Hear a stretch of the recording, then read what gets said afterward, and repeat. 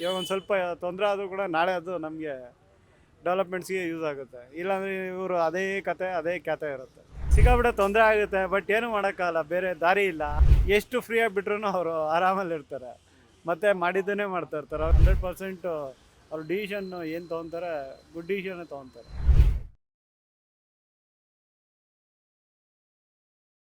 ಈ decision correct ಆಗಿದೆ sir. ಎಂತಕ್ಕಂದರೆ ಈಗ ಏನು ನರೇಂದ್ರ ಮೋದಿ ಡಿಸಿಷನ್ ತೊಗೊಂಡಿದ್ದಾರೆ, it is a good decision. Because ಎಂತಕ್ಕೆ ಅಂದರೆ ಪ್ರೀವಿಯಸ್ಲಿ ಎಷ್ಟು ತೊಂದರೆ ಆಗಿದೆ, ಓಕೆ ದಟ್ ಸಹಿಸ್ಕೊಂಡಿದ್ದಾರೆ. ಇವಾಗ ಇದಕ್ಕೆ ಏಕಾಏಕಿ ಏನು ಸೋಲ್ಜರ್ಸ್ ಕೊಟ್ಟಿದ್ದಾರೆ ಅದು ಡೈರೆಕ್ಟಾಗಿ ಅವರೇ ತೊಗೊಬೋದು.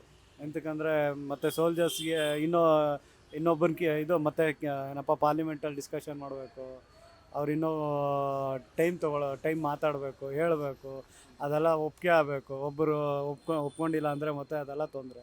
ಹಾಗಾಗಿ ಇವ್ರಿಗೆ ಸೋಲ್ಜರ್ಸು ಕೊಟ್ಟಿರೋದು ಇಟ್ ಶುಡ್ ಬಿ ಅಪ್ರಿಷಿಯೇಟ್ ಮಾಡೋಂಥದ್ದು. ಗುಡ್ ಡಿಸಿಷನ್ ಇದು. ಮತ್ತು ಸೋಲ್ಜರ್ಸು ಒಂದು 100% ಕಾನ್ಫಿಡೆಂಟಾಗಿ ಡಿಸಿಷನ್ ಇದು ಫೈಟ್ ಮಾಡೋದಕ್ಕೆ ತಯಾರಿ ಆಗುತ್ತೆ, ಯುಟಿಲೈಸ್ ಆಗುತ್ತೆ ಇದು. ತುಂಬಾ ಇದನ್ನ ತೊಗೊತಾರೆ, ಯುಟಿಲೈಸ್ ಮಾಡ್ತಾರೆ. ಎಂತಕ್ಕಂದ್ರೆ ಅವ್ರಿಗೂ ಒಂದು ಕಾನ್ಫಿಡೆನ್ಸ್ ಬರುತ್ತೆ, ಮತ್ತು ಅವ್ರಿಗೂ ಇಷ್ಟ ಹೇಳಿದ್ಮೇಲೆ ಧೈರ್ಯ ಇರುತ್ತೆ. ಅವರು ಕರೆಕ್ಟಾಗಿ ಪ್ಲ್ಯಾನ್ ಮಾಡ್ತಾರೆ. ಎಂತಕ್ಕಂದ್ರೆ ಎಷ್ಟೊಂದು ಈ ತುಂಬ ಪ್ಲ್ಯಾನ್ಸ್ ಇರುತ್ತೆ. ಎಷ್ಟೊಂದು ಸಲ ಎಷ್ಟೋ ಟೈಮಿಂದನೂ ಅವರು ವೆಯ್ಟ್ ಮಾಡ್ತಾನೆ ಇದ್ದಾರೆ ಫೈಟ್ಗೋಸ್ಕರ. ಸೋಲ್ಜರ್ಸ್ ಇವಾಗ ರೆಡಿ ತೊಗೊತಾರೆ, ಡಿಸಿಷನ್ ತೊಗೊಂಡು ಕೊಟ್ಟಿದ ಮೇಲೆ ಇಟ್ ಶುಡ್ ಬಿ ಆ್ಯಕ್ಷನಬಲ್, ಒಳ್ಳೇದಾಗುತ್ತೆ. ಅವ್ರಿಗೂ ಯಾರು ಇನ್ನೊಬ್ರು ಬಂದುಬಿಟ್ಟು ಈಗ ಮಾಡಬೇಡಿ, ಯುದ್ಧ ಮಾಡಬೇಡಿ, ಇದು ಇನ್ನೂ ಮುಂದೆ ಟೈಮ್ ತೊಗೊಳ್ಳಿ ಅಂದರೆ ಅದು ಹಿಂಗೆ ಮುಂದುವರ್ಸ್ಕೊಂಡೇ ಹೋಗ್ತಾನೆ ಇರುತ್ತೆ. ಅವರು ಸೋಲ್ಜರ್ಸು ಎಂತಕ್ಕಂದರೆ ಈ ಡಿಸಿಷನ್ ಮೇಕರ್ಸು ಗೌರ್ಮೆಂಟ್ ಆಗಿರೋದ್ರಿಂದ ಅವ್ರು ಏನೂ ಮಾಡೋಕ್ಕಾಗಲ್ಲ, ಕೈ ಕಟ್ಟಂಗಿರುತ್ತೆ. ಪಾಪ ಅವರು ಎಷ್ಟೇ ತೊಂದರೆ ಕೊಡ್ತಾಯಿದ್ರು ಜನರಿಗೂ ತೊಂದರೆನೇ, ಸೋಲ್ಜರ್ಸ್ಗೂ ತೊಂದರೆನೇ. ಇಬ್ಬರೂ ಒಂದೇ ಸಿನಾರಿಯಲ್ಲಿರ್ತಾರೆ. ಸೊ ಏನು ಮಾಡೋಕ್ಕಾಗ್ದಿರೋ ಪರಿಸ್ಥಿತಿಗಳು. ಇದು ಒಳ್ಳೆ ಡಿಸಿಷನ್ನು ನರೇಂದ್ರ ಮೋದಿ ಕೊಟ್ಟಿರೋದು. ಈ ಟೈಮಲ್ಲಿ ಆಪೋಸಿಟ್ ಪಾರ್ಟಿ ಅವ್ರದ್ದು ಎಷ್ಟು ಬೆಂಬಲ ಬೇಕಾಗುತ್ತೆ? ಅವ್ರ ಬೆಂಬಲ 100% ಬೇಕಾಗುತ್ತೆ, 100% ಕೊಳ್ಳೇಬೇಕಾಗುತ್ತೆ. ಆ್ಯಕ್ಚುಲಿ ಇದು ಏನು ಅಂದರೆ ಇದರಲ್ಲಿ ಡಿಸಿಷನ್ ಇದು ಏನಪ್ಪ ಚರ್ಚೆ ಮಾಡೋದು ಒಂದಿರುತ್ತೆ, ಮತ್ತು ಅವರು ನಮ್ಮ ಇಂಡಿಯಾಗೋಸ್ಕರನೇ ಅವರು ಇದಲ್ವಾ ಫೈಟ್ ಮಾಡ್ಬೇಕಾಗಿರೋದು, ಸೇವ್ ಮಾಡೋದಕ್ಕೆ. ಸೊ 100% ಅವ್ರು ಮಾಡ್ತಾರೆ. 100% ಅವ್ರ ಡಿಸಿಷನ್ ಏನು ತೊಗೊತಾರೆ, ಗುಡ್ ಡಿಸಿಷನ್ನೇ ತೊಗೊತಾರೆ.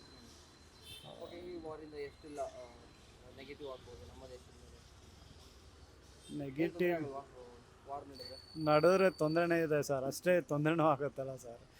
ನೋಡಿದ್ದೀರಲ್ಲ, ನಾವೇ ಈಗ ಸಿಟಿಸನ್ಸ್ ಆಗಿ ಕುತ್ಕೊಂಡು ಎಷ್ಟು ಅನ್ಎಂಪ್ಲಾಯ್ಮೆಂಟ್ ಪ್ರಾಬ್ಲಮ್ಸ್ನ ನೋಡ್ತಾ ಇದ್ದೀವಿ. ಸಿಕ್ಕಾಬಿಟ್ಟೆ ತೊಂದರೆ ಆಗುತ್ತೆ, ಬಟ್ ಏನೂ ಮಾಡೋಕ್ಕಾಗಲ್ಲ, ಬೇರೆ ದಾರಿ ಇಲ್ಲ. ಆದರೆ ಒಂದು ನಮಗೂ ಇಲ್ಲಿ ನಮಗೆ ತೊಂದರೆ ಆದರೂ ಕೂಡ ಮೇಲಿರೋರು ಚೆನ್ನಾಗಿರ್ತಾರೆ. ನಾವು ಯಾವಾಗಿಂದನೂ ತೊಂದರೆ ಅನುಭವಿಸ್ಕೊಂಡೇ ಬರ್ತಾ ಇದ್ದೀವಲ್ಲ, ಅವ್ರು ಚೆನ್ನಾಗಿದ್ರೆ ಅಲ್ಲೇ ಮೇಲ್ಗಡೆ ಚೆನ್ನಾಗಿದ್ರೆ ಹೇಗಿದ್ರು ನಾವು ಕಟ್ಟಿರೋದೆಲ್ಲ ಟ್ಯಾಕ್ಸ್ ತೆರಿಗೆ ದುಡ್ಡು ಅಲ್ಲೇ ಹೋಗುತ್ತೆ, ಹಾಳಾಗೋಗುತ್ತೆ. ಅಟ್ಲೀಸ್ಟು ಈ ಸಲ ಏನಾದ್ರು ಒಂದು ಸ್ವಲ್ಪ ಕರೆಕ್ಟಾಗಿ ಡಿಸಿಷನ್ ತೊಗೊಂಡ್ರೆ ನಾವು ಕಟ್ಟೋ ದುಡ್ಡೆಲ್ಲ ಉಳಿಯುತ್ತೆ ಗೌರ್ಮೆಂಟ್ಗೆ. ರಿವೆಂಜ್ ಇದ್ದರೆ ಒಳ್ಳೇದು. ಅಂದರೆ ರಿವೆಂಜ್ ಮಾಡಿದ್ರೆ ಒಳ್ಳೇದೋ ಇಲ್ಲೋ ಗೊತ್ತಿಲ್ಲ, ಒಟ್ಟಿನಲ್ಲಿ ಅವ್ರಿಗೆ ಆ ಭಯ ಇರಬೇಕು. ರಿವೆಂಜ್ ಆಗುತ್ತೆ, ಒಂದು ರಿವೆಂಜ್ ಆಗುತ್ತೆ ಅನ್ನೋ ಒಂದು ಭಯ ಇರಬೇಕು. ಇಲ್ಲಾಂದರೆ ಅದು ಕಂಟಿನ್ಯೂ ಆಗ್ತಾನೆ ಇರುತ್ತೆ. ರಿವೆಂಜ್ ತೊಗೊಂಡ್ರೆ ಒಳ್ಳೇದೇ. ಈಗ ಸೋಲ್ಜರ್ಸು ಕೊಟ್ಟಿದ್ದಾರಲ್ಲ, ಸೋಲ್ಜರ್ಸ್ ಏನು ಡಿಸಿಷನ್ ಸೋಲ್ಜರ್ಸು ಅದಕ್ಕೆ ರೆಡಿ ಇದ್ದಾರಲ್ಲ. ಸೊ ಹಾಗಾಗಿ ಅವನು ಯುದ್ಧ ಮಾಡೋದಕ್ಕೆ ರೆಡಿ ಅಂದಮೇಲೆ ಅವ್ರು ಯುದ್ಧಕ್ಕೆ ರೆಡಿ ಆಗಿ ಅವ್ರ ಯುದ್ಧದ ಪ್ರಕಾರ ಏನಿದೆಯೋ ಅದನ್ನೇ ತೊಗೊಬೇಕು, ತಯಾರಿ ಮಾಡಬೇಕು. ಅದು ಬಿಟ್ಟರೆ ಬೇರೆ ಇನ್ನೇನು ಇಲ್ವಲ್ಲ.